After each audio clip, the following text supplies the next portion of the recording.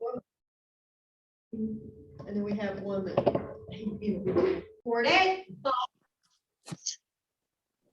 Okay, welcome to Ignite, everybody. This is Ignite Skills to Spark a Great Career. We are going to go over prospecting today. And I just want to do a quick follow-up on last week. I know I assigned y'all some homework.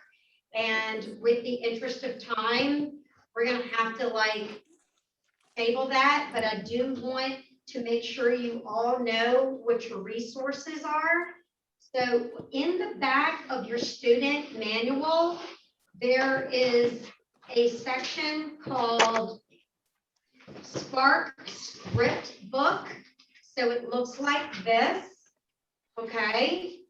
And all the scripts that we reference in this training course are there. It will start out with that Compliance Do Not Call Telephone Consumer Protection Act, which is really, really important that y'all read and understand. And on page 4, remember we went over the FORD, the F-O-R-D last week. F, how's the family? O, are you still working at O, meaning occupation? R, are you still enjoying? R is for recreation.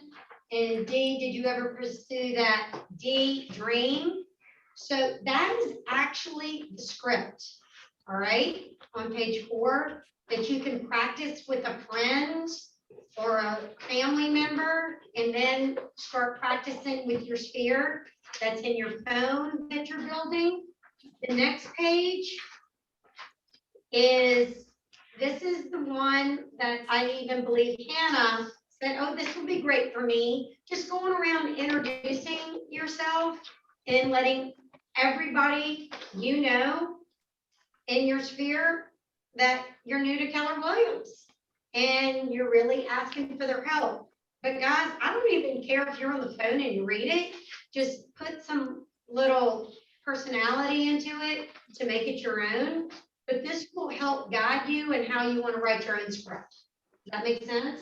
And then the next one is remind them you're in real estate. Hey, this is Alice. Do you have a minute? It's been so long. I apologize for not staying in touch. And then you go right into your FORD. And then the next one is calling referrals. Okay, another script. And then calling personal and professional service industries. Remember we spoke about calling home inspectors and calling title companies and calling lenders, and to start building your professional network. There's a script for that. So here at Keller Williams, there's a script for that. So I wanted just to show y'all where that was in case y'all didn't do exploring over the weekend.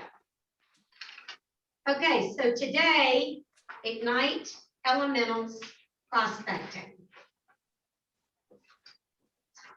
Okay.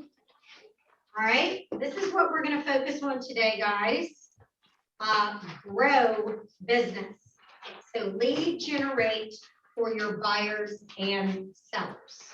Okay. We are going to describe different prospecting methods that contribute to your lead generation efforts, and you'll be able to explain different prospecting methods, and you will learn how to develop a prospecting plan.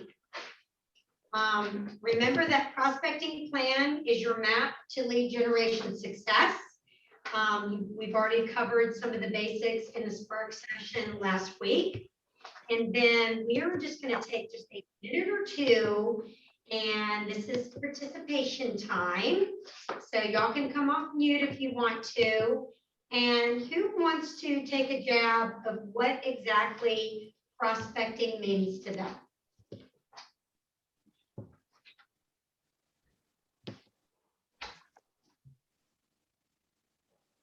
Anybody? Summarize what prospecting is. Almost like surveying, like looking for buyers and sellers. Okay. Basically, that comes to mind. Like get yourself out there, look for like, looking for business, that, contacts with the people and opportunities, stuff like that. Okay. So prospecting is lead generation, right? And it's an effort that is proactive and should be direct. So you're proactively going out to find leads to bring and build your what? What's the key word we talked about last week? Yeah, it's your foundation, is your, yes, database, good job. All right. So connect prospecting to lead generation. That's what we're gonna do. We're gonna dive deep into these prospecting methods. So guys, this is Gary Keller's lead generation model. So you see at the top over the left-hand side where the dotted line is lead generation in your database. There's a mean to the madness here, okay? So number one is prospecting and marketing. And we're gonna go over the differences of prospecting and marketing. And it's very different than how most agents think. And you'll see that in a minute. So after that, it's captured into that little funnel. And then you have leads, tracking and offering, one-way and offer-based touch programs over to the left. And then you add your contacts, connected and offering, interactive and value-based touch programs. And all those go through like a flute and then get connected. And then what do you got to do? They fall into like a little bucket. And in the bucket is your cultivate under your sales pipeline, where it's interactive and action-based touch programs, where you nurture and you qualify the leads in your contacts in your database. And then from that, you derive at appointments, and then go to active. And now you're into, I've converted. This is conversion stage. You've made their appointment, they're an active lead, you've got them under contract, and then you close, and then you take your significant other out to dinner. Or they should see how far you're looking, your significant other takes you out to dinner. So anyway, we're gonna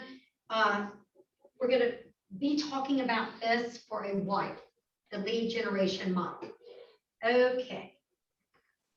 So lead generation should always be purposeful and intentional. And this is the lifeblood of your business. The lead generation is taking a message and using a method to drive that message to a desired audience.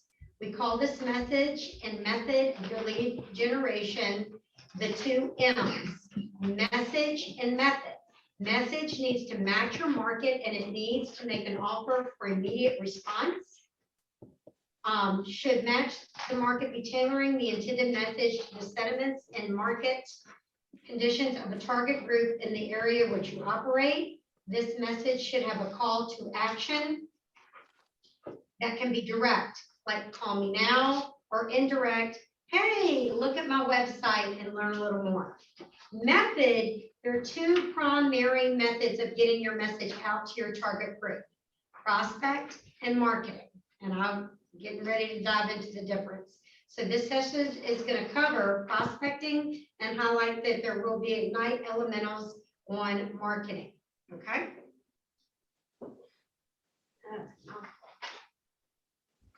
All right. So here we go. So we're going to see a lot of triangles, and Keller Williams loves geometry, I'm convinced.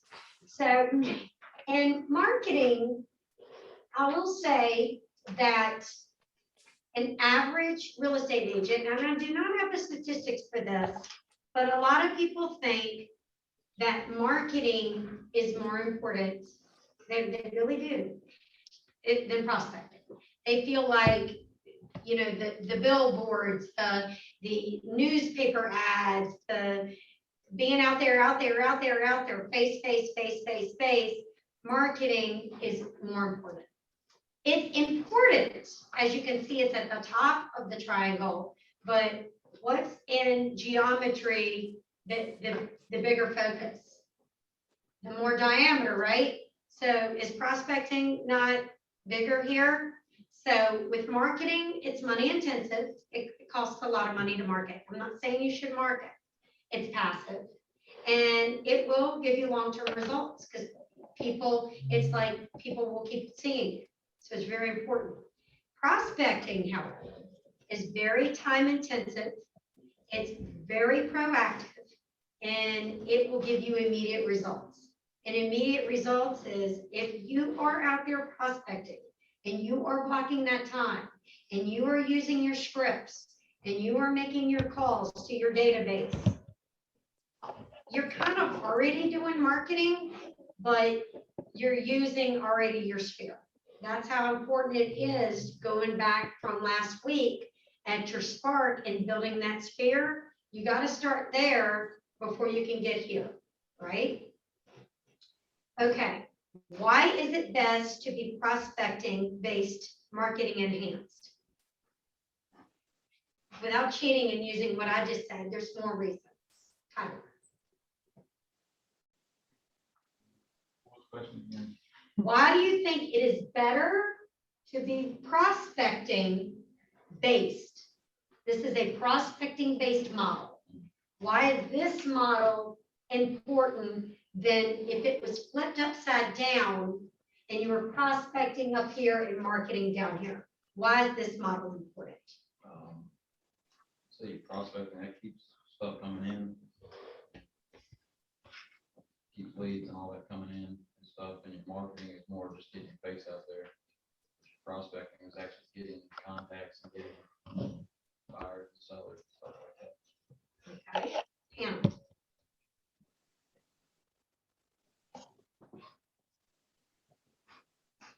A lot of myself is like very similar to what he was thinking, kind of. When you're prospecting, you're showing them that you're actively trying to build your business and not just pay to attract attention. So if you're showing them that you're going to be more involved, then You hit it. You hit it right there. So which one of these will give you a transactional result of meeting the lead, and which one of these is a relational result? Marketing would be transactional. Right. So prospecting, so if you receive and we all do, all of us get junk mail, okay? Marketing is junk mail, okay? Is it effective? Sometimes. But the statistic of the sometimes is so minute compared to your time prospecting. Because you're prospecting, you're relating to that person. You personally are making the touch. You personally are making the call. You personally are reaching out. So that's relationship, building your database, building your pipeline, which will go back to what he just said. Will you not probably get repeat business in a prospecting model? Okay. Very good. I'll both hit it perfectly. All right. Okay, now we're gonna turn to page 4 of your book. It should look like this. Okay, there is a variety of prospecting methods to share your message. yeah. What section are we in? We are in Elementals 1. It should be right after Spark 1. And it's going to be on page 4. Okay. Now this is when I like to pause and I'll say this, I'm blue in the face probably every session, and you're gonna be like, she's already said that. But it is really important. Marissa, what may work for you may not work well with George Huff, okay? What may work really great for George, and he shares a story and says how great it was, may not work great for you, Annie, because we all have what? I love her, different personalities. We all have different personalities. So you're gonna have a mean to your madness in your real estate, but we all still have to have that foundation of a database. So I will circle back, database is everything, your foundation. So here's just, my gosh, a world of different ideas. You got phone or face-to-face, listings without an agency, that's your for sale by owners and your expired listings. Some people build their business on only that. I know somebody in Roanoke who does it and does it very well. But honestly, I would hate to that be my only business. I'm more of a diversified agent because just in case something stops working, thank God I have something to bank my, prospecting skills on. So circle prospecting, that's your neighborhoods, that's your farming, your apartment complexes, recently sold listings, recently listed property, community, recently sold listings. I want to pause right there because of risk management. Is it okay to reach out to a new homeowner that has already bought and closed on their house? Yes, yes.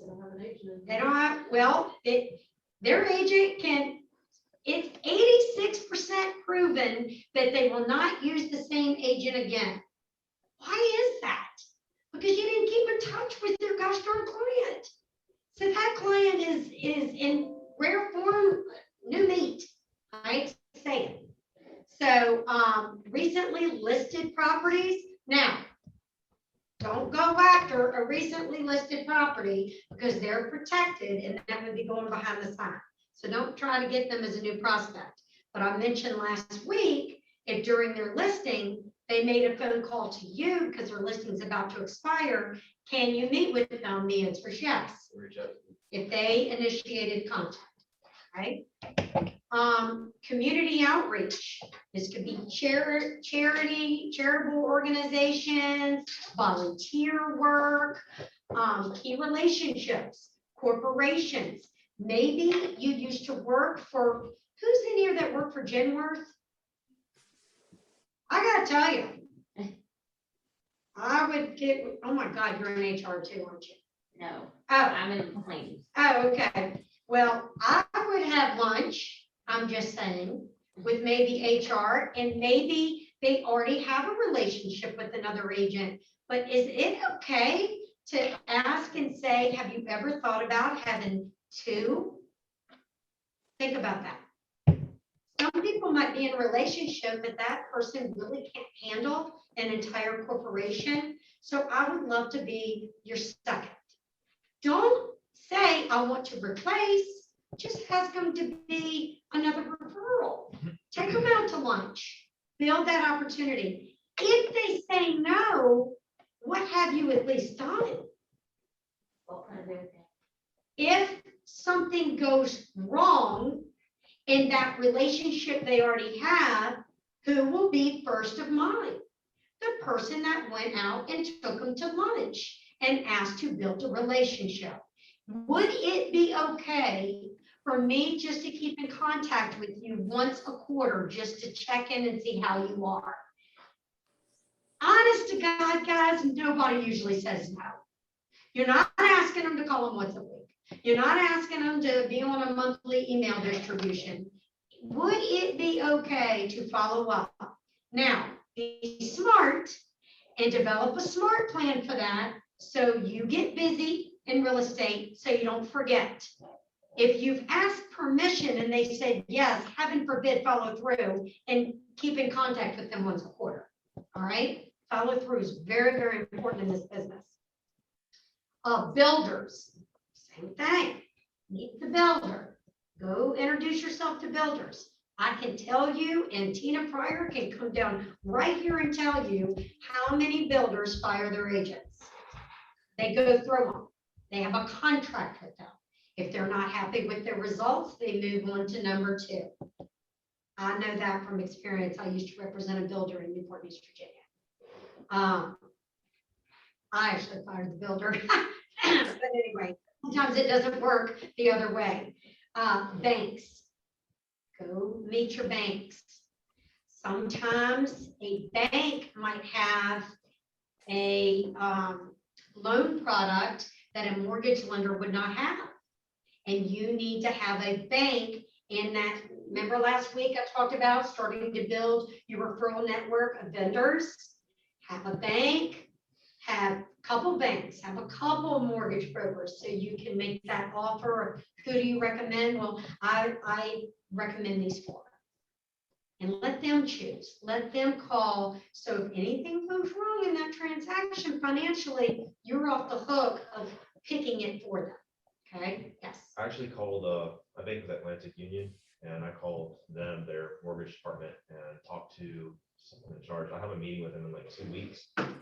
With the, basically the referral, like including them as an option and passing my name out. And he already does it with a couple other people. He was like, so you wouldn't get every single one, but you'd get some.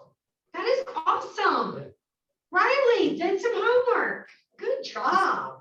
That's how I get started. And guys, I already gave you the stories. Sometimes it only takes one to build your business. One connection. Third-party data companies. I'm not even sure what that is. Third-party data companies. I don't know. Investors. Teaching and speaking opportunities. Meals. I'm not sure what that is. Meals. And I did Meals on Wheels as a volunteer thing, but I don't think that's what that means. Door-to-door canvassing, networking events, booth kiosk, and walk-ins. Okay, I want to go back to networking events.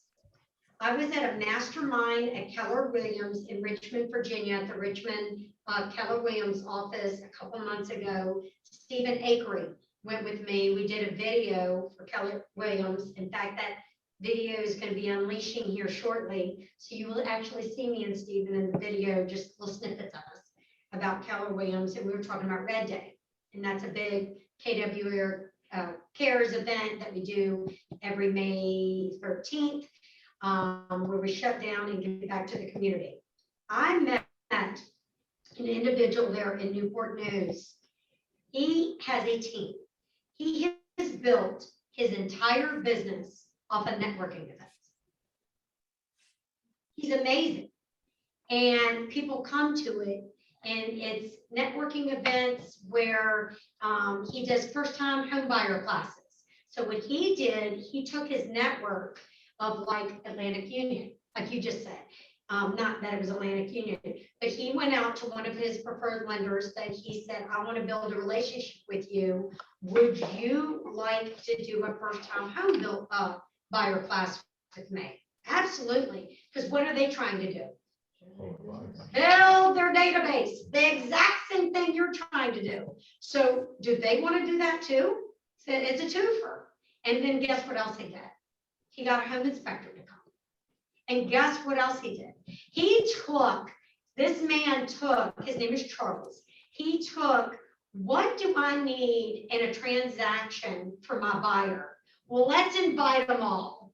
So, and then he did a marketing campaign, the top of the triangle, but he called all of these people in his database and invited them. Well, they're like, well, Charles, I already bought a house. I really don't need this.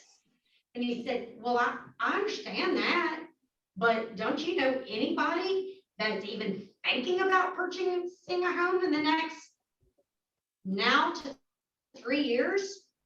Now to 3 years? Well, my kids might be buying a house. What did he just do?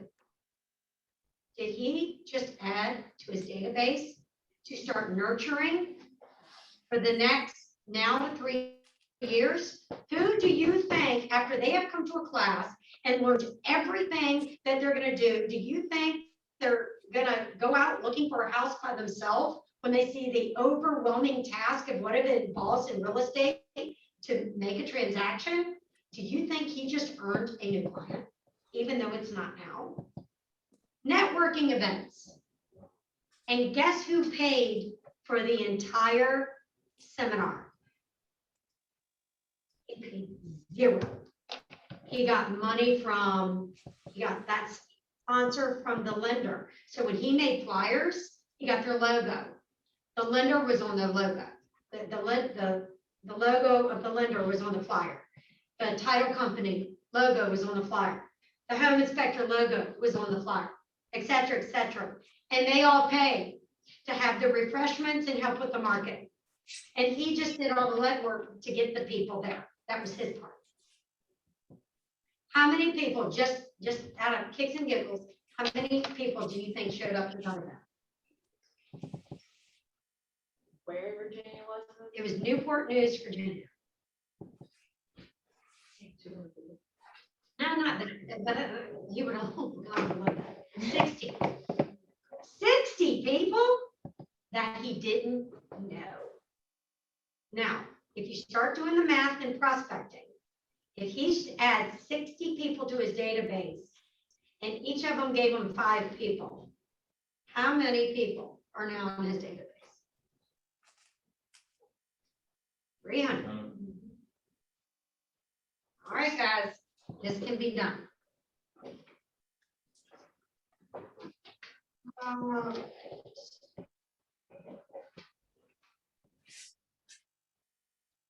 Dive deep into prospecting methods. This is next on our agenda. So these prospecting based, marketing enhanced. So door knocking. Agent to agent referrals. I'm going to talk about what that is again. Open houses and social media. Raise your hand, even if it's not in real estate. Maybe you're in sales of some not. I hate to say how you incorporated this in your business as a police officer. But raise your hand if you tried or currently use any of the prospecting activities listed. I wouldn't want to be the recipient of Annie's door knocking. She was a past police officer. Anybody else? Anybody done any of this? Social media. How did that work for you? Actually good. It was an MLM and I just got tired of doing it, but it actually worked really well. What's an MLM? It's where you I used It Works. So it was like a product that you sell online by using your Facebook or Instagram and things like that. Oh, okay. Yeah, I've heard that people have been quitting their jobs and all they do is promote other products on Instagram and they're making really good money. Yeah. But that's not me. No, then that's why I did it. More power to you. I can. So, all right. So we are going to go to door knocking. All right. So in your book, back to those scripts that we talked about earlier. There's actually a script for this. Remember I said there's a script for that. There's a script for this. So there's approach, act, ask, and advance. Now I know I gave y'all an Alice example last week where I kept my car running and stuff like that.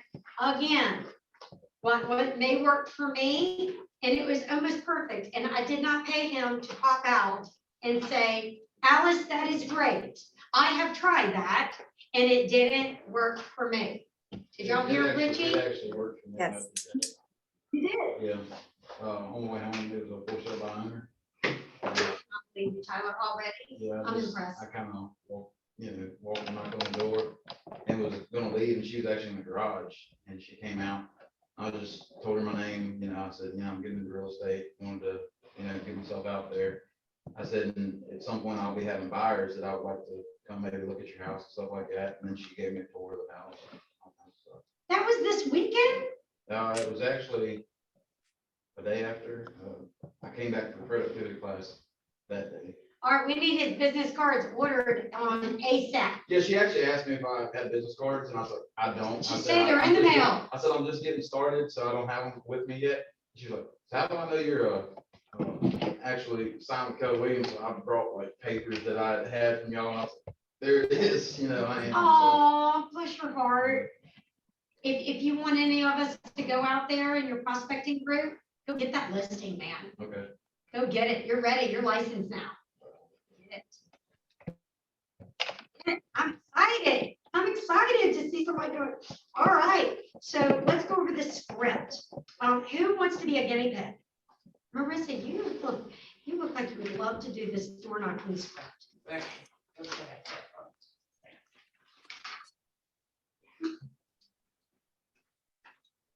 What page is the script on? They're all the way in the back. On page 9. And page 9 under Spark Script Book. Okay, and we're doing.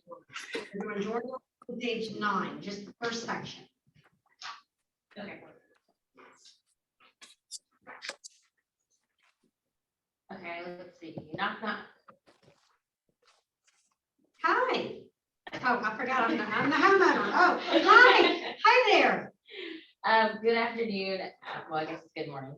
Good morning, I'm Marissa Keller-Williams, and I wanted to take a moment to introduce myself. I'm walking through the neighborhood to pass around a little information to everyone and to ask you if you know anyone who is looking to move into the neighborhood that I may help. Helping people with real estate needs is my passion, and I wanted to help more people. If you happen to know anyone who is looking to buy or sell a home or invest in real estate. Okay, if you think of anyone. Yeah. So if you think of anyone, please let me know. I appreciate you thinking of me for all the real estate needs, and thank you very much for your time. Well, Marissa, oh, great picture, by the way.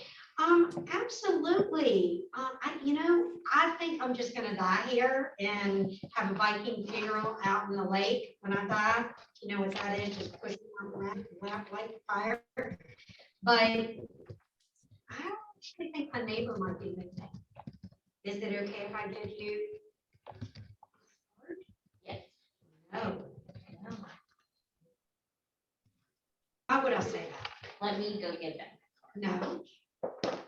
I'd say, no, that card is for you. So you contact me if anybody else that you know. Can I please give you my card? And is there any way you would be willing to share their name and phone number? I would love to call and introduce myself too. Do you even think they're home right now?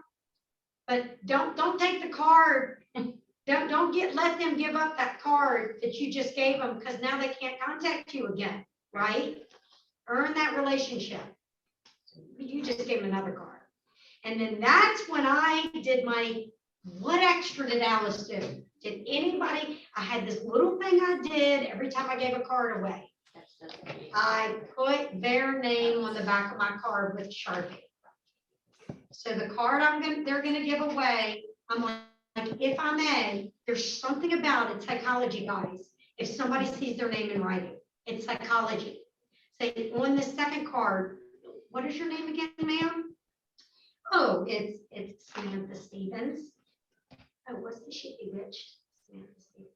Oh, so Samantha Stevens. So this is the card you're gonna give your neighbor. So when she calls me, she can tell me who it is. It's something psychological that they now want to give out their card because their name is on it.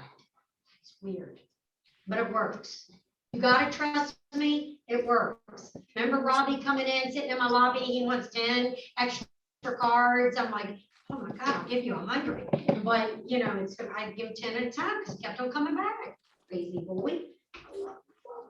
All right, so approach. That was a very good approach. So she had a script, she kind of memorized it, made it her own. She acted upon it, she asked, and then advanced.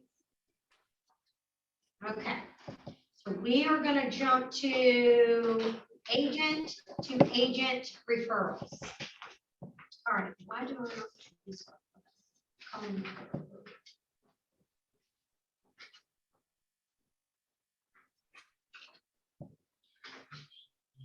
That would be, I guess you could use your calling referrals and kind of turn it into, on page 7, kind of turn it into, you got that from an agent, but let me explain to you agent to agent referrals, how that means in this and this stands. It's not, somebody gave me your name, even though that can happen, but it's more like this. So we have command, as all y'all know, some of you will very shortly, now that all y'all get licensed, will have your one-on-one with Shalia. And then she will get you into command. We start putting your database in command. And on white pages and stuff is where all your information is. And then we have this little thing called your personal bio. And then that's where I'd like to see it once you write your bio, so we can make it really, really special to you. Make it like hit out of the ballpark. So why that's important is because Keller Williams is international, guys. It is all over the world. And you want to start building your network with other agents. And what better way to just do that already with another Keller Williams agent, because Keller Williams wants to refer to another Keller Williams agent. She already has one in North Carolina. So anybody in North Carolina, Annie already has a Keller Williams agent there. So what Annie's going to do, and she doesn't even know she's going to do this, but she is. She is going to get with, what's your agent's name? I'm sorry. Susan Johnson. Susan Johnson. She's going to get with Susan Johnson and say, Susan, I'm now licensed. I'm very excited. Thank you again for telling me about Keller Williams. I love it. It's awesome. I'm in it at night. I'm very excited. I'm trying to build my database. I need your help. What can I do for you, Annie? I do anything for you. Well, I would like the other agents in your office. Can you send me a roster? Can you just send me some other Keller Williams agents that I'd like to call, introduce myself, let them know where I am, so when they have a referral, they know who to contact. Absolutely, and I'll do that. How many people does she know in this area that might have a referral to this area? Might be at least one or two. But that one or two, now they are her go-to because they have another Keller Williams agent in this town. So if y'all, I would go all the way back if you're from another area, if you've, who in here said they traveled to many other states and lived in many other areas? Who was that? Was it somebody on Zoom? George, was that you? George is muted. Well, okay, let's say, all right, so if I was listing in salary, which I don't, as a team leader, I would call every Keller Williams agent back in Newport News, Hampton, Poquoson, Williamsburg, probably even Richmond, and say, guys, you know anybody come in Smith Mountain Lake? I live in Smith Mountain Lake. If my butt did not reach out to every Keller Williams agent in all of those market centers, which you can do through command, and send them a smart plan saying who I am, referral for Smith Mountain Lake, question mark, I'd send every one of an email, and then I'd start calling every one of them to do a phone call and introducing myself.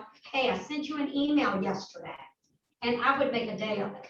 I'd block that much time because that's building your agent-to-agent referrals. And guys, your numbers are right there in command. You can pick an area and pull it up. And I believe, Crystal, if I'm not mistaken, isn't there a way to pull up that roster of that market center? Yes, and There is, the white pages. and under the white pages. Okay, and we can, and ask Shalaya how to do that. She can show you. She's amazing. But I just need that for South Carolina. there you go. And wouldn't you just love to be cashing those referral checks when they come in? Or actually, Crystal will deposit them in your account because that's what she does. Yeah, Yes. but leave Crystal in the loop. Put Crystal in the loop. So if I don't know anyone at Keller Williams in Christiansburg, but that's where a lot of my contacts are, I can just call them. Yeah. Just talk to someone. Frank Keebler. Does He is my go-to. He has a mega office under Tina Fryer upstairs. And he would be my go-to in the Blacksburg, Christiansburg area. He's he the has one that his own does office. the builders too, right? He he's in network with everybody. What's his name again? Frank Keegler. And I have his number and I'll give it to you at the end of the session. It's in my other phone. Okay, so grow, manage, maintain, grow, manage, maintain. It's kind of, that's what you do on your agent to agent referrals. Very easy, guys. The information is right there in command. You can block up a week and do this. All right, so here's, I just said this, prospecting command referrals. Send and receive referrals. You can broadcast a referral. What does broadcast a referral mean? This is when you really just don't know anybody in that area. You're gonna broadcast something and see who picks up on it. See who is quick on their fingers, and you will get in, and when you set up your command, there's gonna be all these slide buttons. Do you want this? Do you want your referrals by text message? You're gonna say slide yes. Do you want to receive broadcast referrals? You're gonna slide yes, because you will get a text. There's a broadcast referral for Lynchburg, Virginia. Answer it. That means they didn't take the time on the other side to vet who they wanted the referral to go to. Who in Lynchburg, Virginia, Keller Williams wants this lead? That's a broadcast referral. And once someone picks it up, does it disappear? Or are they gonna get contacted by a bunch of agents from KW here in Lynchburg at the same time? I believe if you accept it, it ends, but I don't know exactly how it works. Please ask Joanna. Okay. I don't want to say something I don't know for sure. Do you know for sure, Crystal? I don't know the timeline of it. You have to go back in and monitor it yourself. So if they haven't taken a look at it, then you can just move it to someone else. Okay. Yeah, if the person received it and then they didn't follow up, you can put it back out there. I think. The person who sent it. I had kind of a weird scenario too with referrals. I was at the range and I met one of the instructors there, and we really hit it off. Apparently he bought a house like a couple years ago in Cindy Hughes. Okay. And he was talking about moving up to Winchester and needing to buy another house out there possibly, and he wanted to just rent his. And I felt, he's already worked with Cindy, I didn't want. At to, our company? Mhm. Oh, okay. Yeah, and with KW, you know, so I got his number, but I told him to reach out to Cindy because That's good. they already. We wanna have that protect our relationship, own, You yeah. know what I mean? Yeah, So yeah. I was like, she knows a lot, she can refer you out to someone in Winchester. Yeah. Um, And did you courtesy call her and let her know that? No, You no, might- it was over the weekend. Yeah, I definitely do that. Just do a reach out. Yeah. And do y'all all have a roster of all of our agents in our office? No, but I know it's on the website. Okay. Okay. I'm a stalker. I stopped all of them Okay. before I came here. So guys, behind also, huh? So the police days are behind. Oh, Lord, I had interrogation. So the next thing is, they have map search features as well to see what Keller Williams office is in that zip code, and that is in command as well. All right, so open houses. So there's a script right under door knocking.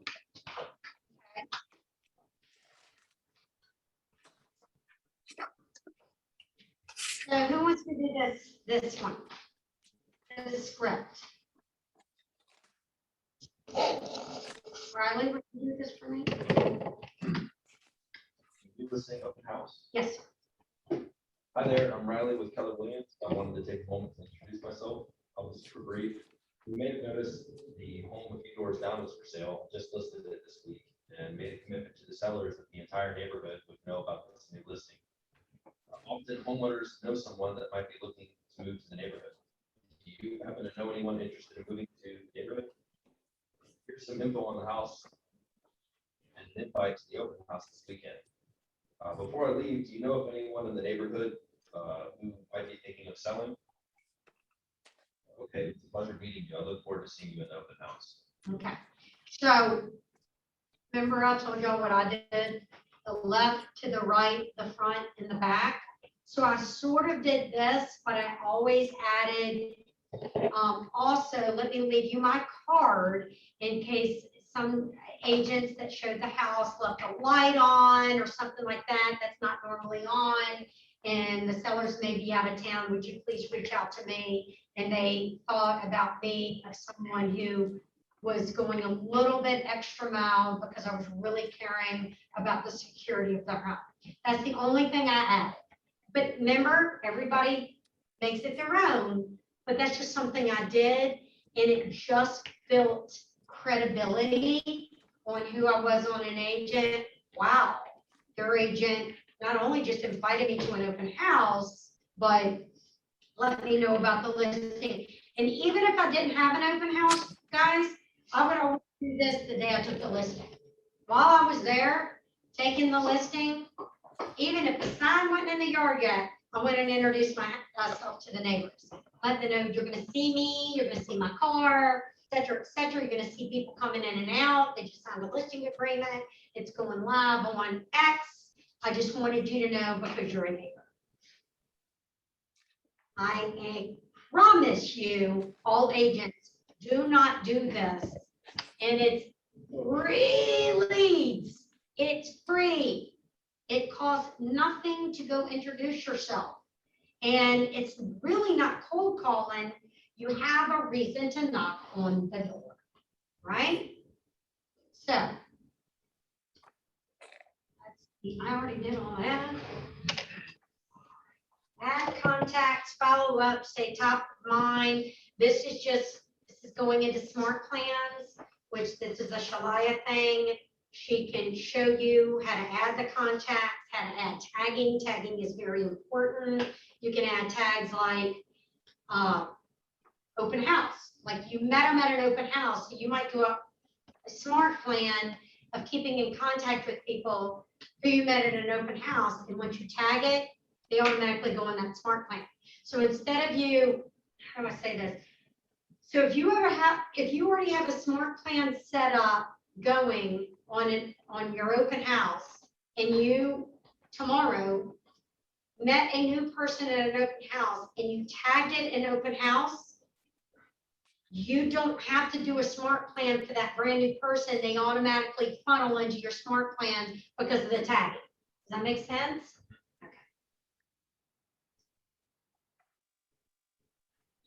Okay. Be prospecting based, marketing enhanced, host a speaker. Jumped.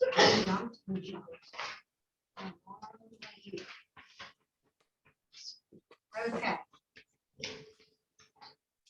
All right, we're going to talk about open houses a little bit more.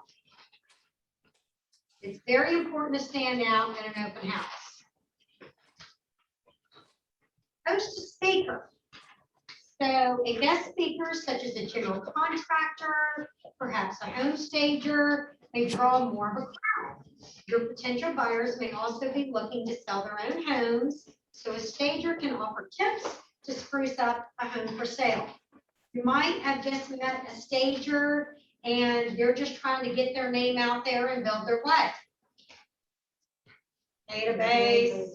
So they might come do a mini, let me help you prepare for your open house. Some of them might do it for free and ask them to do it with you so they can introduce it. You know, home staging is really back in. For a long time it was in and then it was out and now it's in again. And who do you think is using home stagers? Investors. Builders do. Investors, builders, they are staging their homes, house flippers, well, that's your investor, but they are using home stagers to stage their home to make it really pretty for the photos and the open houses for their homes to sell. Some of them. When I was looking, I went to a couple of them. Okay, they did this themselves.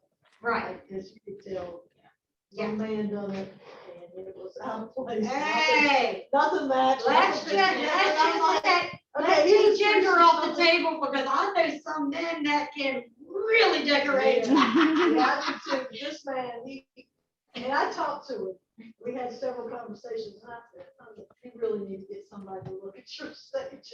Because I mean, even and I'm not good at this stuff, but I looked at it and said, okay, this kind of makes the house undesirable. So, Right. you know, placing stuff makes a big difference. Right. Okay, so again, you're thinking of hosting a speaker, and it could be a lender. And a lender might usually get some refreshments for you, but why would it be important if you're hosting an open house for a lender to be there? If somebody's really, really interested in that house? Does everybody that walk in that door, have they already been pre-approved when it's an open house? No, you're hoping to look build their database. Exactly. So lenders love, love, love, love doing an open house with you. And yours back to me in security, I do not, unless it's completely necessary, I do not like people doing open houses by themselves. I really encourage you to grab another agent. Sorry, I gotta take a flash. I'm having my personal summer right now. Or y'all are just all making me hot. So it's just good business. And also, guys, if anything, if it's not to protect you, it's protect your homeowner, especially if it's not a vacant house. Example. There are professionals out there. I hate to say this, but I will pull risk management into every lesson I teach. And I know it's not in your book, but there are professional open housers out there. Just like there's, and you know this as being a past police officer. There's also professional yard salers. So they are they're not there to buy a house. They're there to scope what is in the house to maybe host a burglary. They are canvassing the home.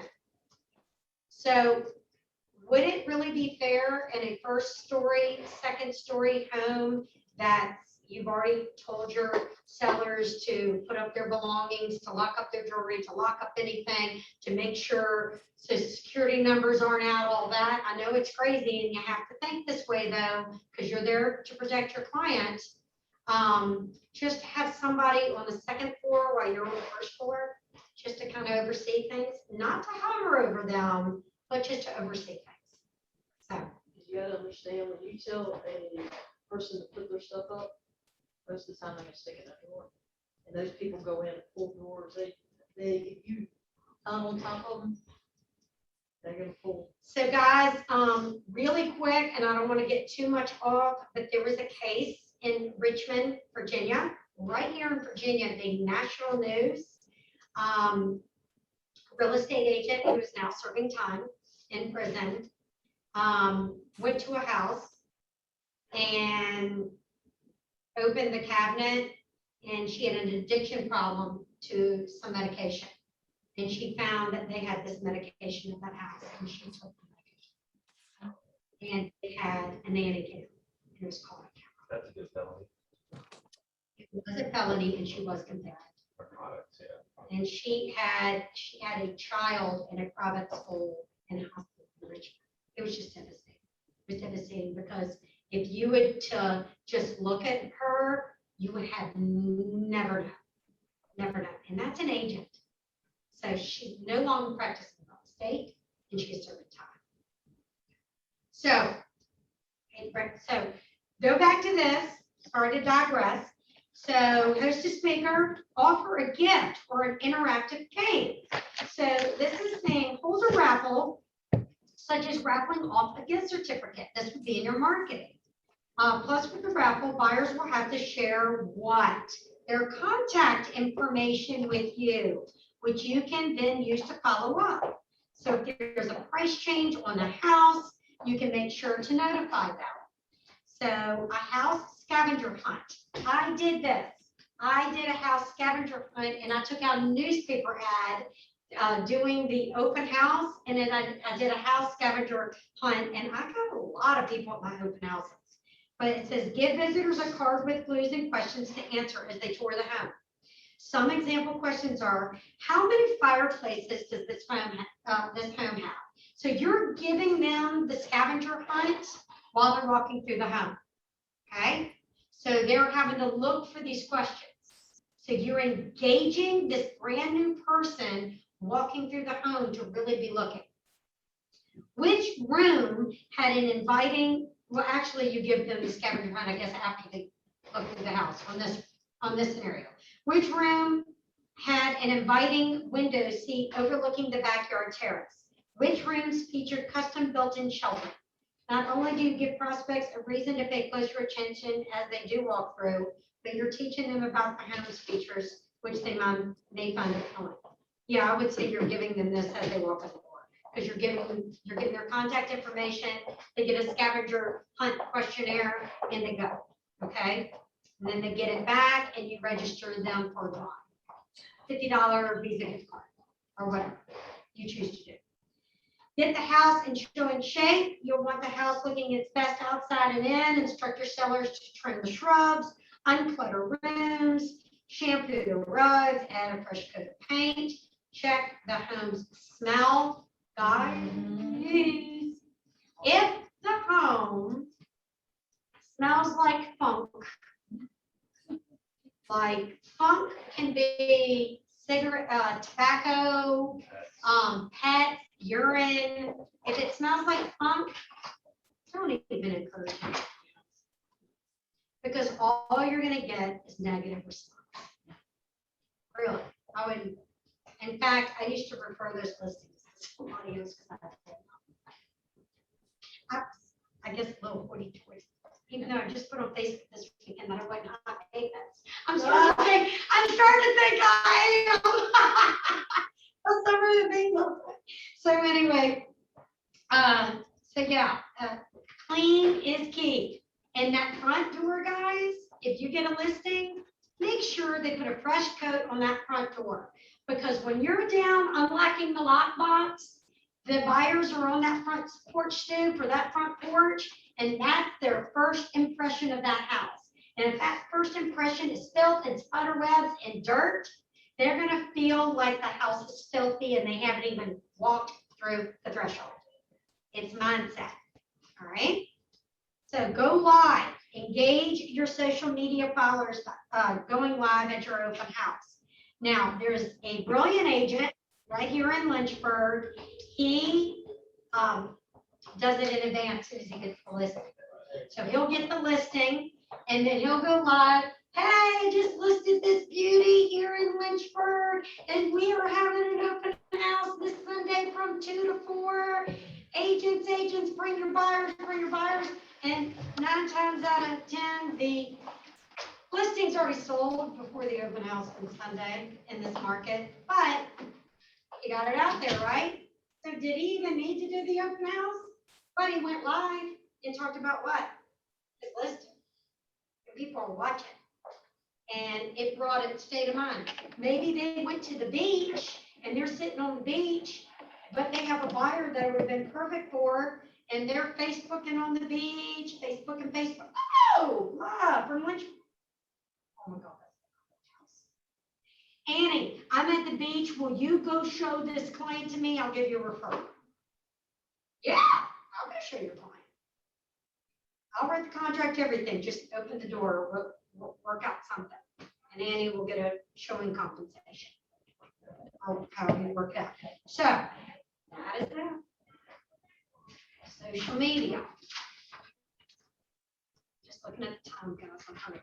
It's a lot. This is a lot, a big class. So, social media has become very important in lead generation strategy in many real estate businesses, and for good reason. When used correctly, social media allows you to instantaneously connect with potential clients and begin to build relationships that will result in more business. So, we'll pause right there, because I've seen agents do this, and I think they forget an important step. If you are broadcasting and you are social media a listing, and you have somebody to do a little love heart emoji, you know, the little hearted, or they like it, there is a way for you to click on who's liking it and see if they're your friend. This is the part that agents forget to do, and it kills me. They're trying to drive traffic to their website, but they forget to see who's liked it and who's hearted it. And when that list comes up, it will have this little thing, friend, or it will say invite as a friend. Please invite all these people that you're driving traffic to your listing and you're not friends yet. Don't forget to make them a friend so they can follow you. Okay? Because next time they might not see the post if they're not your friend. All right. Social media allows them to create accounts, share contact with the audience. The audience is made up of people they know, or sometimes it's shared for people they don't even know. Maybe somebody saw it and sent it to a friend. I think this is the perfect house. Maybe they already have an agent, but who did that help? It might not help you build your database, but didn't it certainly help you get a buyer for your seller? Twofer. So you got Facebook, you got Instagram, you got Twitter. Some people are now starting to put their listings on LinkedIn. Guys, I don't think that is the right social media for your listing. I think that is great social media for marketing and what you do, but I don't think that's the better driver for selling your listing. Is there any stats on people who use TikTok to drive their sales for real estate? I'm sure there's a stat for everything, but I don't know what that is. Because I've seen a lot of videos of people showing open house on TikTok. Yeah, Because it's That's- very TikTok's video new, and the young people love it. I can tell you my 11-year-old's on TikTok. There's a bigger Richard's age daughter. range on it than there ever used to be now too. There's Yeah. a lot more millennials and boomers on it. Yeah. Just killing time. I call it stupid silly. So, the social media platforms you want to post on, know what they are. Scheduling posts, you can do that. Branding, create social media presence for your business on a business page. Make sure you create a page, start doing and drive people to like your page and do, have a personal side, a business side. Create a posting schedule, create drafts of the post. Command actually has a marketing section for social media posts already done for you. You just put your little listing number in there and you can pick your listing. It's done for you. It's done for you. And you just modify the picture you want to use and you hit send. So Keller Williams has that, okay? And again, I'm putting a lot on Shalaya at this session, but Shalaya can show you how. So then you're gonna wanna share that and post some content. The service is communicate with people who interact with your post, add new contacts to Smart Plans, people you just added, respond to inquiries in a timely manner. Let's say, Riley, you just posted a listing on social media and somebody made a comment. Got a really cool kitchen. Find out who they are, all of them. Hey, you want to see it? I'm not in the market right now. Do you know anybody who is? That took how long? Find out who they are. Get their contact information. Use the messenger if you need. I have a Thank tool that can find people's phone numbers like crazy quick. I already use it for background checks. Oh, Company God. one. I've got too many limits. This is the class for all in the know class. I love it. I love it. I might utilize your services. It's free. Okay. Send private follow-up messages, engage. That's what I mean. So if they made a comment, instead of making the conversation be the world. Private message them, PM, I guess they could PM me, is private message, private message them and start a conversation. Give them that little dignity there. They'd probably be weirded out if they like left a comment on Facebook and then got a phone call from you. So you never talked to them before. Yeah. Yeah, well, you PM them first, hey, how do I contact you? I want to tell you more. I'm excited that you made a comment. If they call me like that, I'll be like, okay. Delete Okay. Facebook. But I know it in a heartbeat. So, Crystal, she doesn't even know it, but she's really good at this. So Crystal is a responder. So if you send Crystal an email, even though she might not be able to get to that email because she has 300 a day, she will say, got it. She's a responder. She lets people know that she got it. So they're not going, I wonder if Crystal ever got that. She's a responder.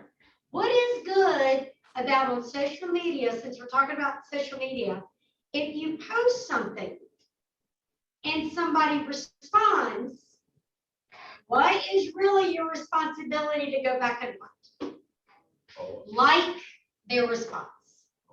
They responded. You need to make sure you liked their response or react to their response so they know you saw it. It's a responder. And plus, it's part of respect. So good job, Crystal. You're great at that. Step Thank one is you. get social media. Yeah. If you don't have social media. Ooh, all right. So I know we're going on and on and on, and it's already 11:06. Is it okay we just roll because we have a lot? Or does anybody need a break? Okay, so social media, 20%, 80%. Now you understand the model to use your social media prospecting. They consider what they want to include in their post. You're going to start to dig into social media through Mastermind. This section will start the thinking process of what type of post you will want to even create on social media. It's hard to find success unless they're willing to engage with their audiences by asking questions and addressing lifestyle than just opposing materials. Let's see, personal perspective of the 80-20 rule. This principle can also be applied to social media tactics. Everybody knows about the 80-20, I would think. Does anybody not know about just the normal 80-20 rule? 80% of the work is done by 20% of the people, that kind of thing. Well, kind of goes into this too. So by applying the 80-20 rule, will avoid lead generation burnout and will keep you connected with your followers. This means your post should be 80% personal and 20% business. Think of social media as a social conversation. You can get more glean insights from how you post perform in terms of reach and reaction from your unique audience. You can view command performance metrics in Command, which is part of your Keller Williams here. You may find that your audience doesn't even like seeing anything of your personal life. Ugh. But they love the informational articles you share. Interesting. Or maybe they only want to see listings and don't engage with any of your event postings. Use the information to keep your following engaged and growing.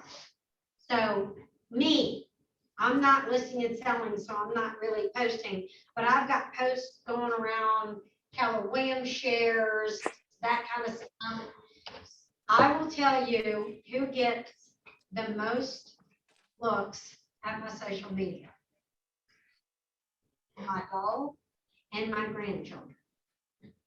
I get the most views and comments and posts from Roscoe and Brindley and Kirk.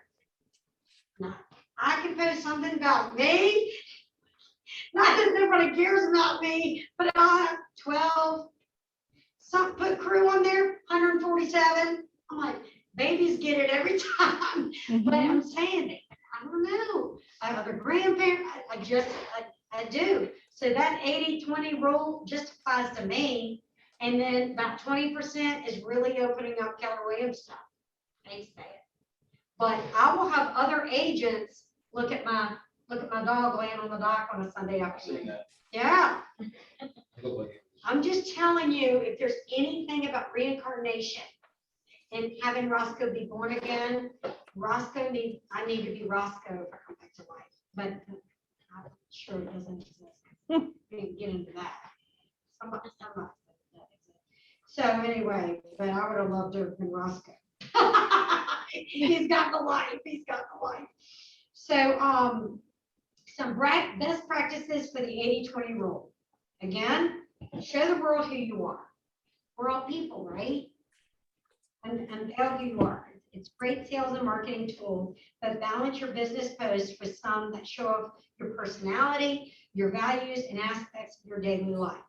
Now, I will say, and I'm going to pick on Annie one more time, but if I was a past police officer, and thank you for your service, because I couldn't do it.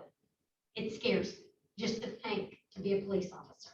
But your life is on the line every day, and you did that for how many years? 10. So let me tell you, from somebody I know very, very well, from a police officer. They want to take care of their own. Am I not right? I would somehow utilize my last 10 years of service being a police officer in my bio and how I talked on, I would, in my past work of being a police officer in 10 years, I learned, and then say whatever you're going to say about real estate. Or say, I learned that, blah, blah, blah. And then her next post is something about real estate. I would reach out to everybody in the entire police force in the closest police station to my house. I'd let them know who I am. I don't care if they already have an agent, unless they're already listed with somebody, but that I would build my sphere for my own. That's what I mean. So you talked to me when I met you about your sphere in Franklin County. And everybody knows Tyler. And everybody loves Tyler. And your grandfather and the land and all and so on and so on. Meet with them. Meet with your own folks and say, who do I need to meet? Who is in your influence that I can expand into my own.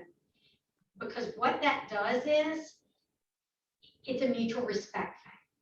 And it makes them feel good about their service, right? I want to work with other police officers because, I mean, it's your, what's the word I'm looking for? Not your team. Tribe. It's your tribe. Focus on your tribe, okay? So, 20% business. Keep your contact relevant, consumable, and appealing. Here's some tips. Create a photo album for every listing you add. Mark each milestone for your career and for your clients, including celebrating each buy and sell on their behalf. All right, smart plan. Let's say Riley has been here a year and 2 months, and next week he gets his first listing and he closes it. So they closed and they're coming up on their, you have a smart plan built for like 1 week prior to their anniversary of the house to give you time to how you want to do it. Smart plan reminder yourself to reach out the day of in your smart plan. So you're gonna have 2 days of one, oh my God, it's almost been a year. I need to make a call. Do y'all know what day it is next Friday? You've been in your house a year. Send them their, do that in January. But anyway, just remind them and stop by that day if you're around and bring them a little gift of value.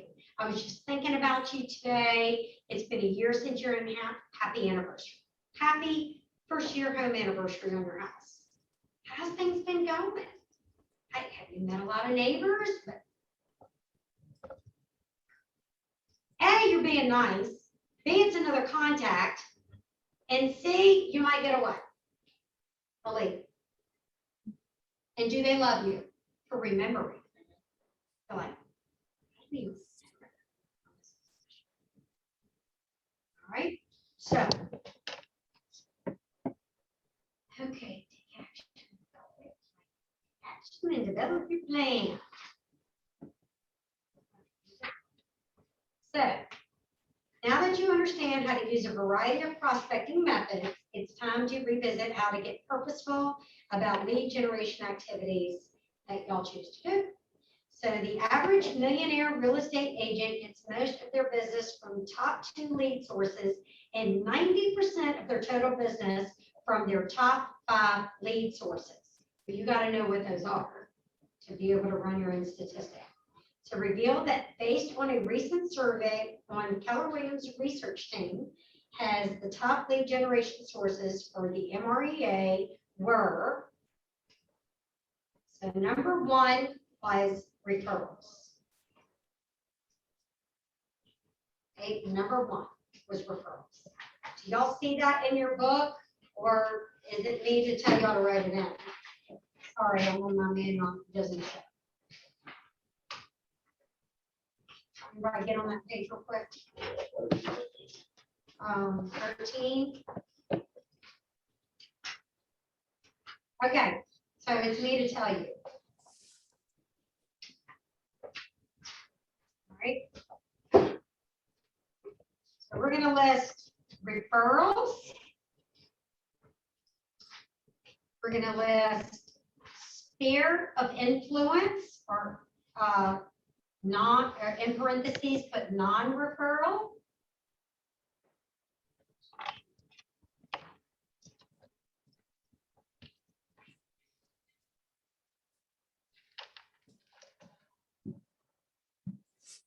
We're going to do that. Just copy that. And then I'll give you the statistic. It's in your book. And it's in your book. What page? My book shows blank.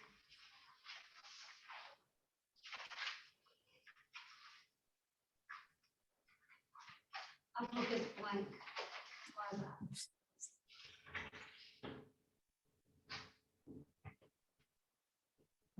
Or you can take a picture. I'm going to leave it up for a few minutes.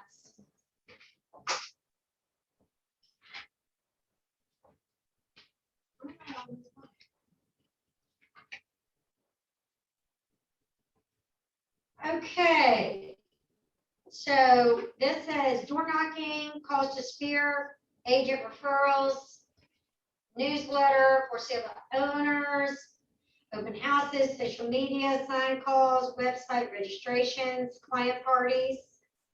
So that's just a list. Then you got to prioritize that. And then you focus. And on this example, it gives you like a top 5.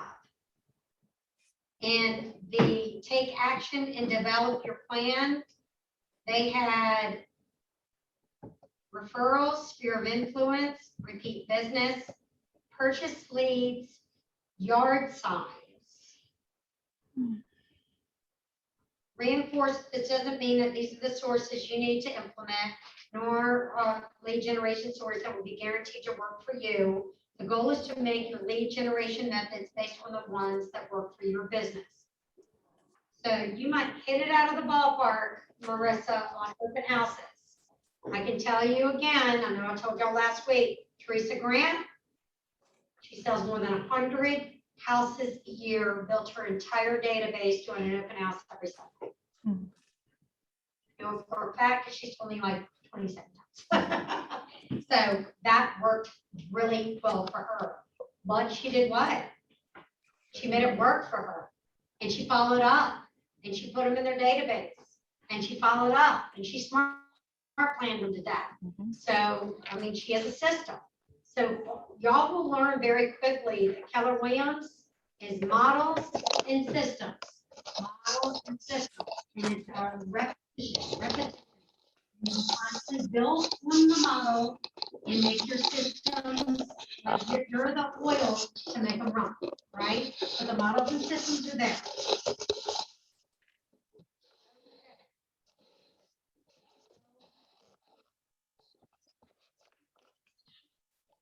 All right. When you're prospecting, consider the following. What do you feel your top prospecting strengths are? Example, if you love people in event planning, hosting client events might be the perfect prospecting for you. If you have a very large sphere of influence, it will leverage it to get referrals. Think deeper about your strengths. This is where you come in. What specific things have contributed? So you're on page 12, just to make sure you know. So you're going to answer this on your own little page. You can see what specific things have contributed to your success. Be anything. Be success in life, success in a past career, success to where you are today.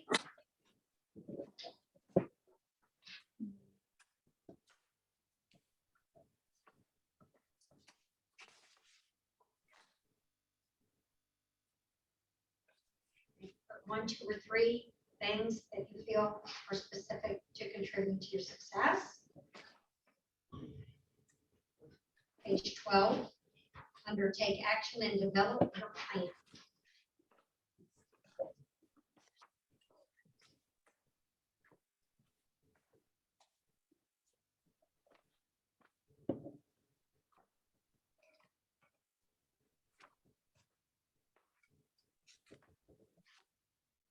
And then, what do you do well?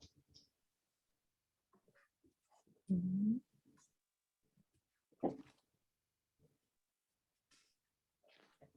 What do you do well?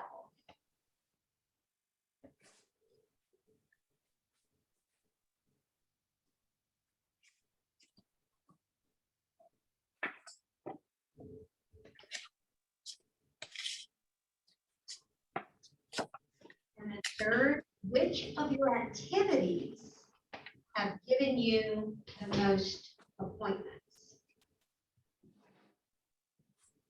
And if you haven't been in a situation where that applies, think of it as which activities have you done well getting your family and friends together for something? Just try to think of something specific. What I really want to say is what is your aha on persuasion? That's another way of asking that question.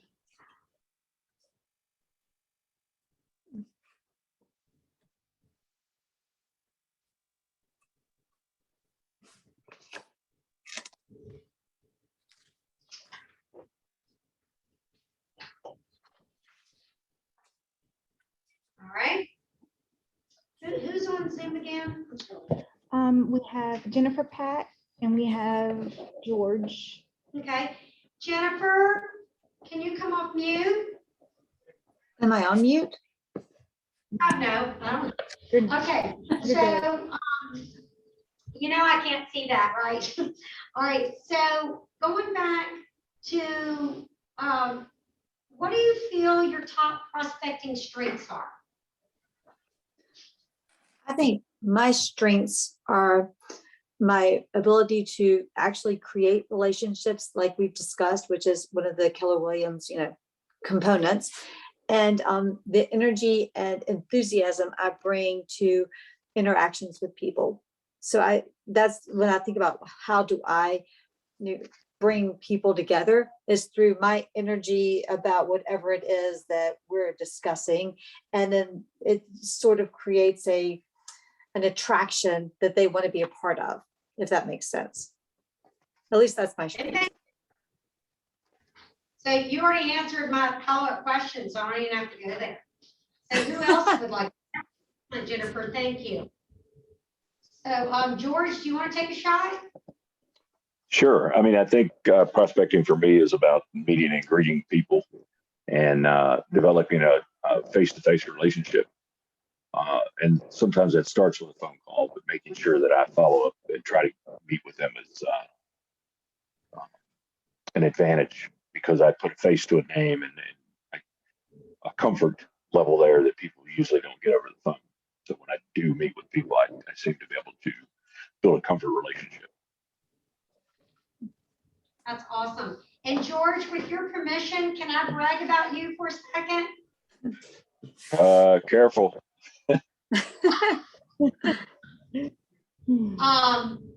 George said face to face. So when I met George and it was like right smack in the middle of still COVID, we met by Zoom and I wasn't even here yet. Do you remember that, Crystal? I do. And George and I started our relationship face to face, but on Zoom.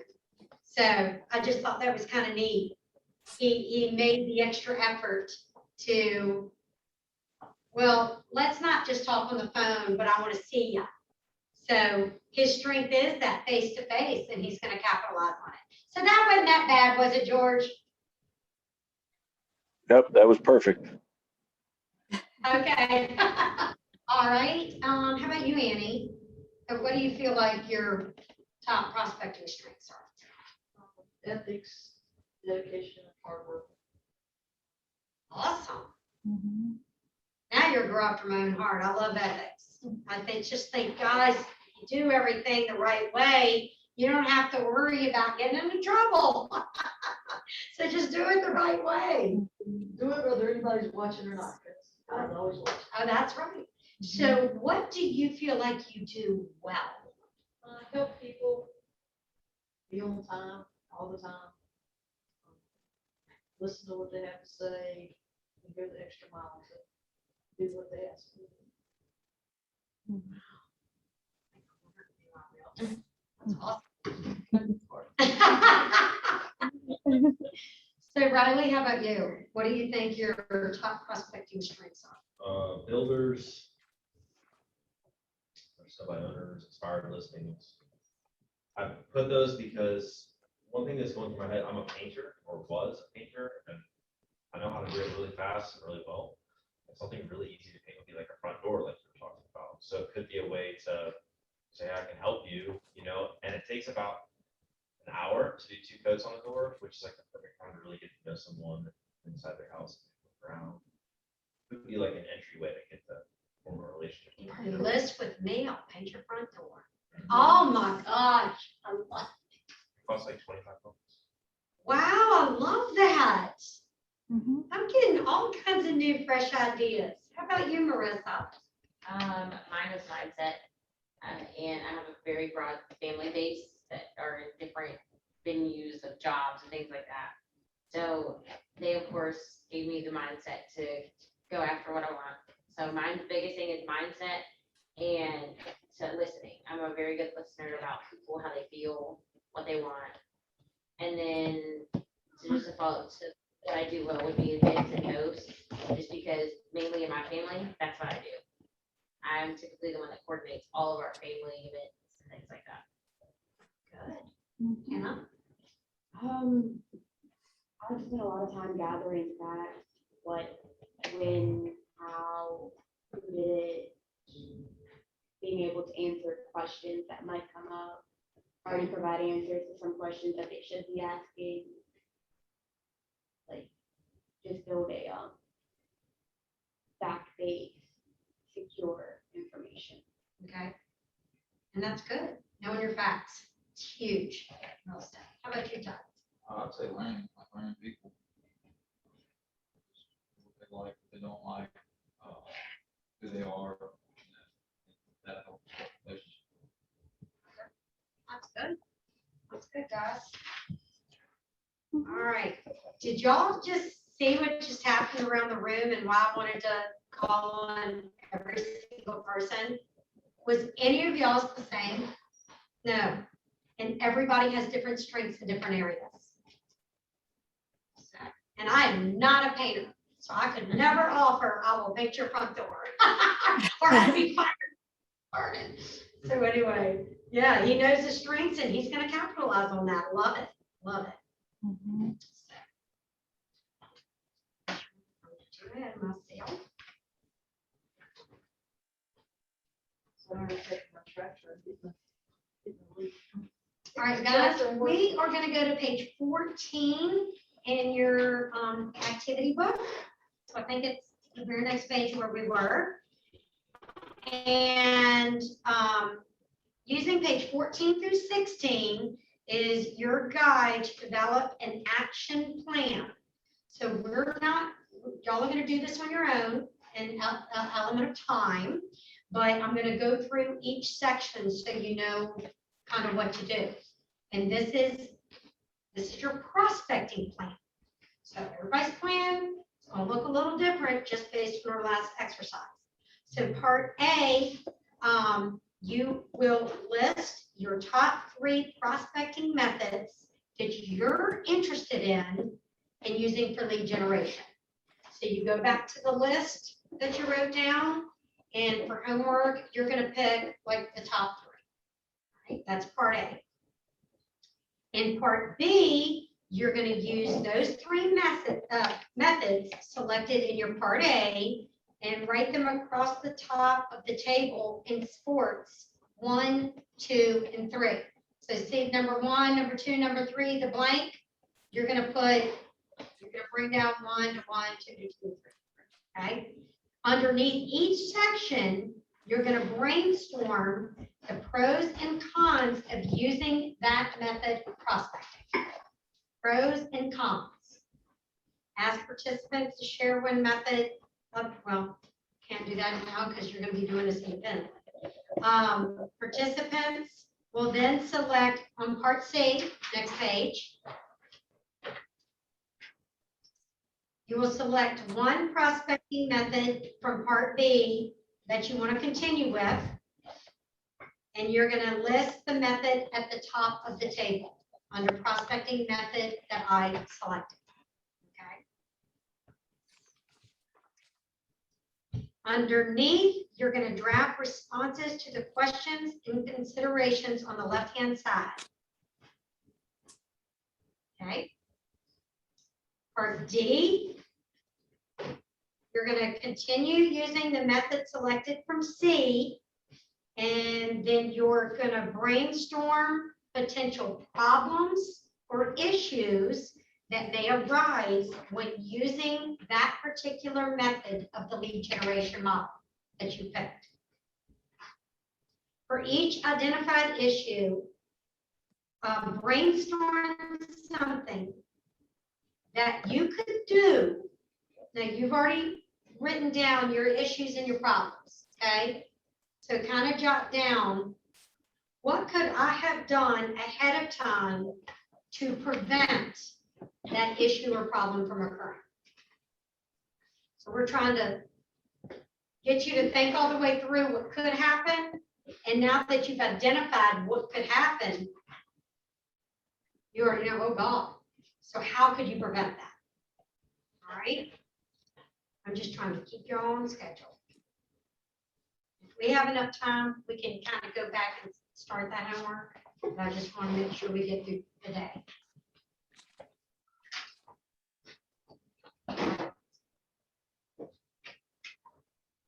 Actually, I'm going to do it right now. I didn't realize I had enough time. I have enough time, Crystal. Perfect. Yeah. Okay, so let's start now. Let's go to part A. This is going to take some time. We're not going to get through it all. Maybe we can at least get through A and B.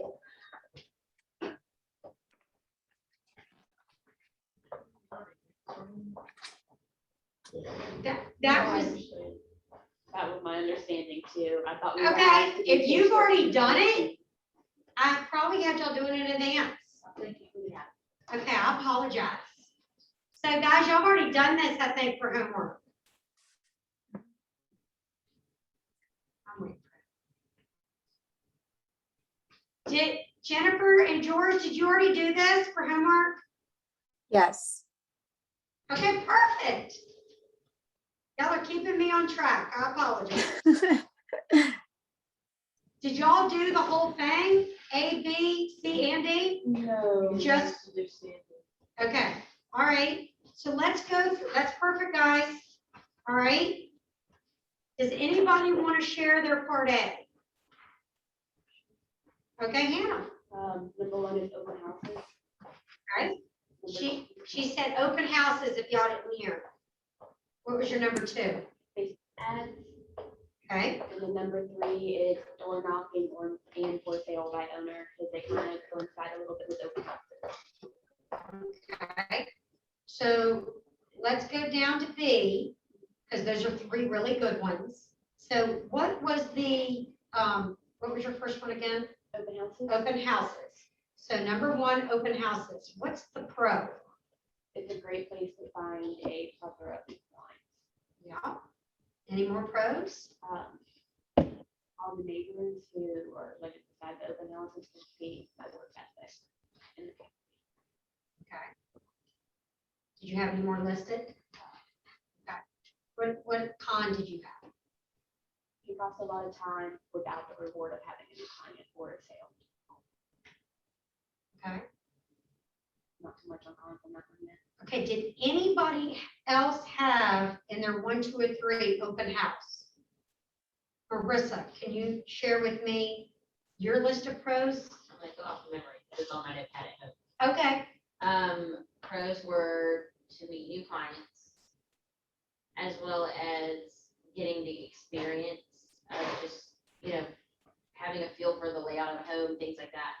And then my con was coming on too strong, or I have one more, I can't remember. Coming on too strong, or not meeting the expectation that my client had. Like, say if I'm selling them. okay. All right. How about anybody else? Did you have open house as one of your 1, 2, or 3? Anna, what was your second? Facebook ads Facebook ads, what was your pro? can attract listing and buyers from Facebook of all local people. So, people who are actively looking at realtor.com, to get targeted as they're scrolling through Facebook are the ones that would see that. And those are all local people who are within a small range. Okay. And my con was that it's, you have to pay for it, but it doesn't guarantee a lead. Okay. And then you can boost into your target audience too. There's boosting mechanisms. You have a specific target audience that you can boost in all these different, there's tons of sources where you want to boost. Okay, con. You have to pay for it, doesn't mean that you're gonna get a lead. Okay. Did anybody else have Facebook as a prospecting source for 1, 2, and 3? All right, what was your third? Door knocking and for sale by owner. Okay, pro. To be seen as the go-getter and that you're actively doing what you can. My con was that it's a large competition and that a lot of for sale by owners specifically are probably tired of having new people walk up to their door as an agent. So like we kind of almost on the line of irritating them more than connecting with them. Okay. Does anybody else have open house as one of their 1, 2, or 3? Door knocking, sorry. Yeah. Okay, Number one for me. all right, what was your pro? Face-to-face interactions, it's relational, not transactional. Con is it's time intensive. Okay. How about Jennifer, George, did you have door knocking as one of your 1, 2, or 3? I had something similar about contacting all of the people in on my phone. Hello? Okay, Yeah, so it's kind of like door knocking, but just going through my contact list and the pros for me are that those are soft leads for me, like they're people I know, just I can let them know, kind of introducing myself. So it's kind of like door knocking, I guess. But then the cons would be that, they might not really want to hear from me. So there could be a lot of fatigue involved in just being, solicited in such a way. There's a little jingle for that.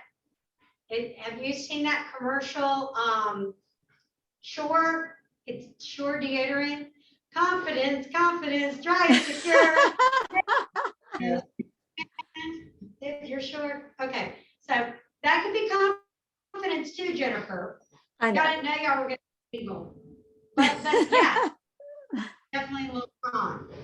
So, before we go to C on those specific things, so this is good stuff, guys. Who has something different? They're 1, 2, well, Riley, what's your number 2? FSPOs, then 3 is feature. Okay, talk to me about for sale by owners, a pro for that. Very similar to door knocking. It is? That I added was what was already mentioned. It can be harder to convince. So, wouldn't another pro be to do your homework before you knock on that door? Kind of really knowing what if their price is off? Because a lot of times, guys, they have no idea what the market is, and they might be listed for $199.9, and matter of factly, from just doing some comps, that they could get $239.9 for their house. And would that not just pay for yourself and your services? And they would still net the same just by you doing a little fact finding homework, like Hannah was talking about fact finding and learning that. Yeah, it could. They could be overpricing, and you You say, don't want to be the person to be like, yeah. yeah. Be careful on that door knock. Okay, curious, what was your number 3? Agent referrals. Good, that's a good one. Talk to me about the prep. They're easier. They're not as time intensive. You're able to build your database with them. Cons would be you lose % of the commission. And the referring agents things on the line. They refer you out, If you don't do a good job. Exactly. especially for us new agents. So like, I don't know exactly what I'm doing, so. So you don't want to disappoint the person you refer because they won't refer you again if you did a bad job. Or That's they'll be like, well, what that's the heck? definitely con for sure. Yeah. Yeah, yeah. But how awesome is it that you recognize that? Because you're almost building that relationship with that other agent, so they'll do it again, right? So you want them to be proud and you do a really good job. And they're going, oh my gosh, I heard so much great things from you. I am definitely going to share your name with who? Other agents in their office? Yeah. Yeah. That's good. Tyler, what did you have that we haven't gone over in your part A? Next listings, What? so like expired listings. Oh, expired listings. Go ahead.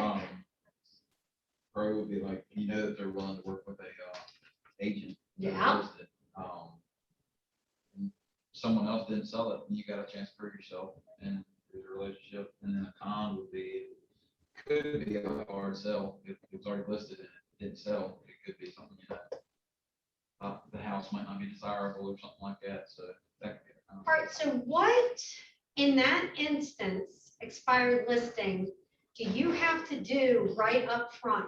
You have to make yourself look different. You have got to figure out a different strategy. So one example could be, what if their photos sucked? And they were like little camera phone photos, and they were just godly awful. You have an opportunity right there to say, Can we do a fun exercise? I know you just met me, but can we just do this fun exercise? What do you have in mind? Can we just sit down at your table? I brought my laptop and you pretend you're a buyer for your own house. I want you to take your hat off of being a seller for your own house and you're a buyer. Can we look at your house? And it's expired, so you're not going behind the sign. But can we look at your house listing, because you'll be able to look it up in the MLS as what it looked like when it was listed. And show the client of what the world saw. And then offer something of value why you're gonna be different. Maybe a little staging, that guy's staging sucks, you said. Maybe you can offer, you've got some great stuff here. We just need to shuffle it around a little bit. We need to have better exposure on your photos. I have a professional photographer that will come in. I mean, you've got to show them you're gonna do something different. Or why would I wanna work with you, Tyler, right? So you can make that very con into a pro, right? What else did you have? That's all I had. Okay, and, I'm sorry, good question. Isn't it also on for expired listings? Sure. My mom's agent let her listing expire online, even though it was under contract. So she had people who were sending her letters thinking that it was an expired listing when it was already sold. So some of the Oh, they listings that are forgot to on- change, they forgot to extend Change the the listing stick. in the MLS. Yeah. Oh, so if you boy. don't Yeah, go in no, and when your double check listing it. expires. Yeah. That's And crazy. she just didn't bother marking it either as sold. She just didn't go through and. Okay, do don't the try to whole get that process. agent here. Yeah. Okay, I don't even want to know who it is. But that And- is, they Yeah. sent a handwritten letter. It was Cornerstone. And how Group. how The Keller Williams embarrassing. Cornerstone Group did it. They sent a picture, a letter, handwritten letter, and they had no idea that it was already sold. We were moving. But that's that not day. their fault, it's No, the but it was the agent, other agent. exactly. But, All the time we put in. yeah. Wow, that's actually good, Mhm. okay. Annie, what's one of your 1, 2, and 3s we haven't discussed? The circle prospecting. I use that one as,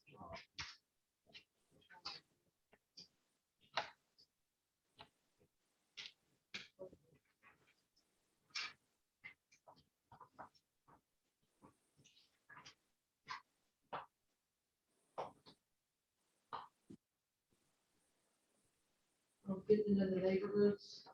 Oh, yeah. Neighbors, Mm-hmm. and I thought the pros of knowing that is, you get to know the whole neighborhood, so you go out, reach out and you can go in and kind of look at what things are listed for in there. And start knocking on doors and talking to people and letting them know that there's listed in your neighborhood. This, get really good prices right now. And maybe get some contacts that way, so if somebody is thinking about selling and moving. So kind of being the expert of that neighborhood, really knowing that neighborhood. That's good. Knowing what, what's sold, what prices, those schools in the area. Bad thing is it's expensive to go drive neighborhoods and get to know, all these areas. Because that's why I've been going to driving neighborhoods and looking and trying to find out, what's in these neighborhoods, what's around them, what's. Just focus on one crime first. stats and all that stuff, so it can get expensive. Time. Very consuming. Mhm. But it's really good to do. I was the queen of Powhatan Secondary in Williamsburg, Virginia. If something went up for sale, rent, anything happened in Powhatan Secondary, I was the go-to. I knew everything. I knew the board of the HOA. I went and did a presentation for the board of the HOA. They all knew who I was. And boy, did I get a lot of listings in Powhatan Secondary. And I did a marketing campaign for the elementary school that fed into Powhatan Secondary. So that was my baby.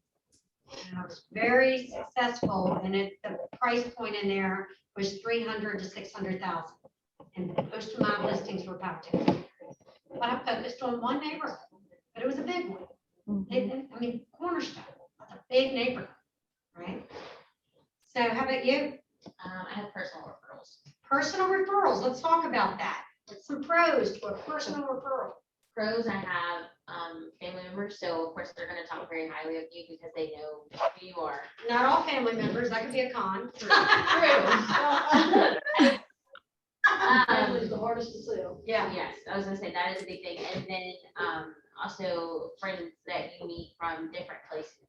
So say if you met them professionally through work or through eating out somewhere, something like that, so there are different types of personal referrals. Yep. And so they, of course, all have different things to say, but the con is, what are they gonna say? Because some might not have gotten the same, I guess, vibe from you as you got from them. You may have clicked with them, but they might have not been on that same wavelength.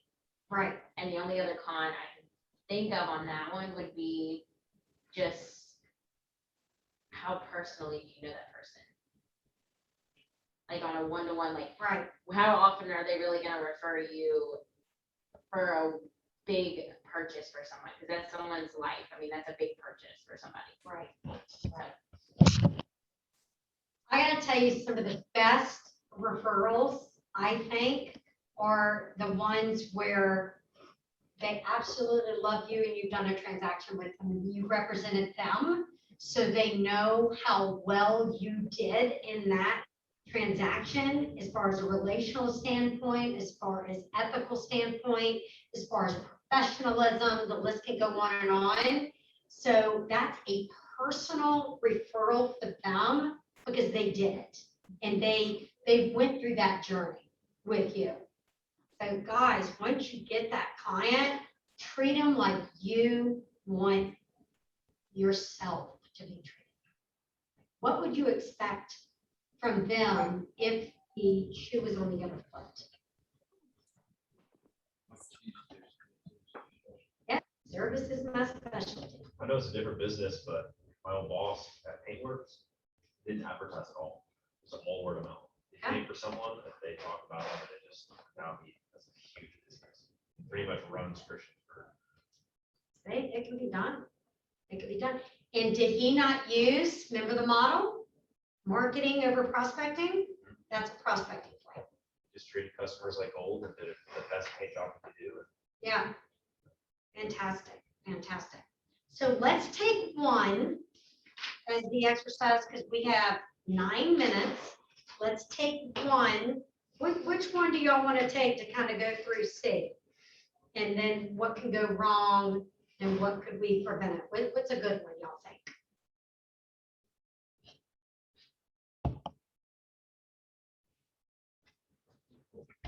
You want to do neighborhood, the neighborhood one? Since door knocking and FSBOs, they kind of go hand in hand. Okay. We hit a lot of categories. All right, so let's door knock a neighborhood. Kind of a twofer, all right? So what are the resources needed to be able to do that?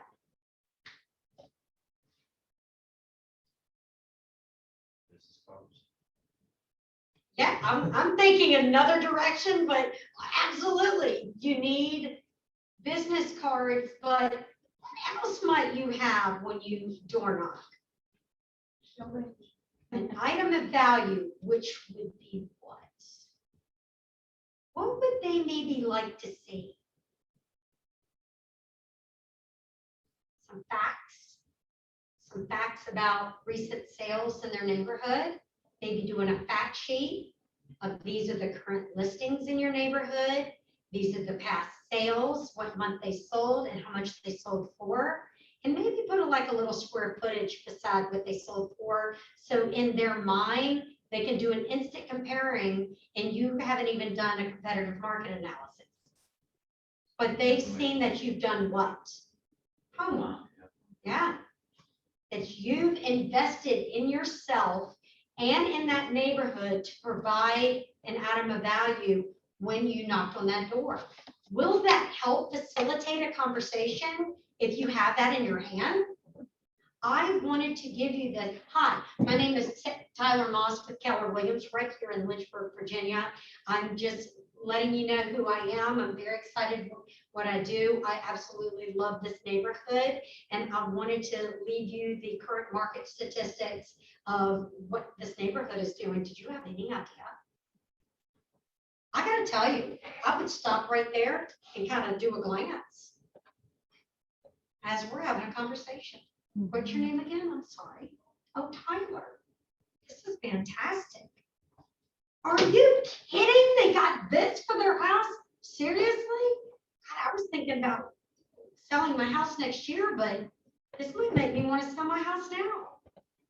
You just never know. Okay, time frame. Well, there's a lot more resources, but that's fine. We're gonna try to hurry. Time frame. Give yourself a time frame, like a start to a finish. So you got to block time for this. You got to pick a day. You got to put it on your calendar. You got to actually do it. Who's your target? Buyers, sellers, renters, or investors in this scenario? Who's your target? So Yes, yes. What action do I want someone to take? What will their call to action be? What action do I want someone to take? Reach back out to you. Open the door would be Well, an yeah. action. That's one. Hey, one would be opening a door. What other action would you like them to take? just like a preview of the house and then do this. Yeah? Tons of actions. Okay? How will you know just by standing there and them opening the door and you providing them that item of value? How will you know if you're successful? Daily actions. Another business card. Yeah? How about if they actually provided you their name, telephone number, and email address? Because y'all got such an engaging conversation. Do you know how easy, once you've given that item of value, to get that? Let's role play real quick. This is very interesting, Alice. I absolutely love this. I had no idea.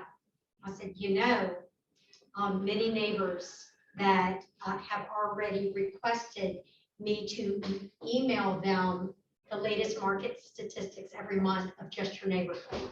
Would you like to go ahead and be on that list? Yeah, I'm quite curious about who's listing and who's selling, to be honest, in my own neighborhood. Okay, let me just get your name, phone number in case something hot comes up and you want to choose your own neighbor, and email address, and I'll send you out a market statistics of your neighborhood that will look just like this, modified, of course, because there'll be additional movement. Did you not just get somebody to add in your database?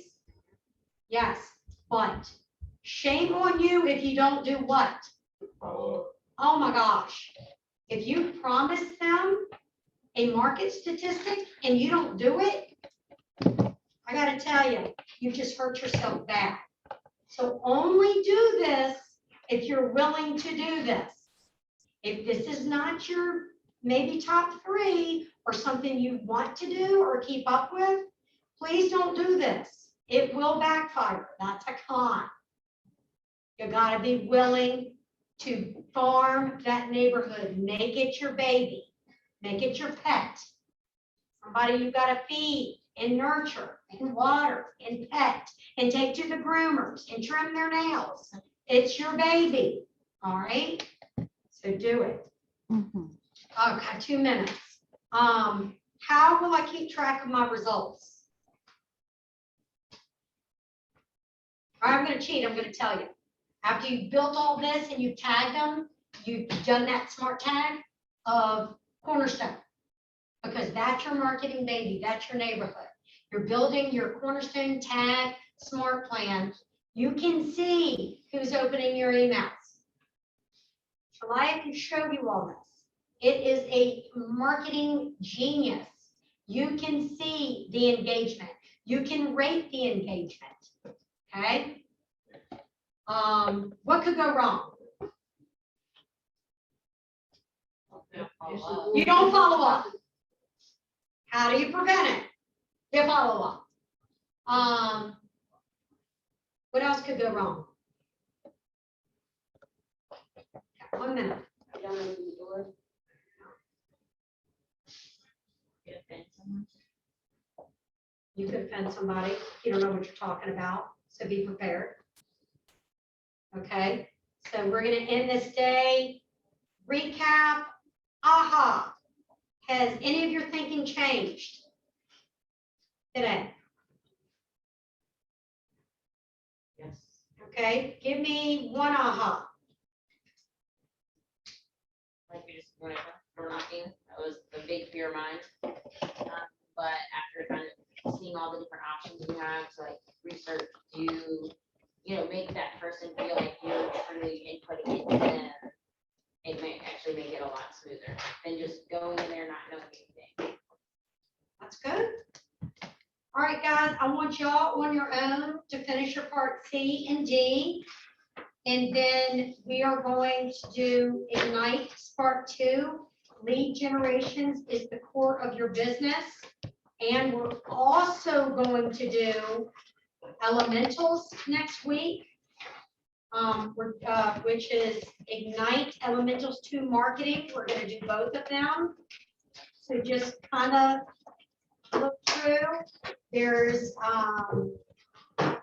a couple of questions on page 5 on Spark, and then there is some questions on page 5 of Elementals. If you can answer those questions, it will make for a smooth day, and I will remember this time that I asked y'all to do that. Okay. Bye, Zoom people, Jennifer and George, and the two that are going to watch it later, Roxanne and Cynthia. They had a class this morning. Mhm. Okay, guys, I have a quick question for you. Who signed up and who signed up in this class for MREA that starts tomorrow?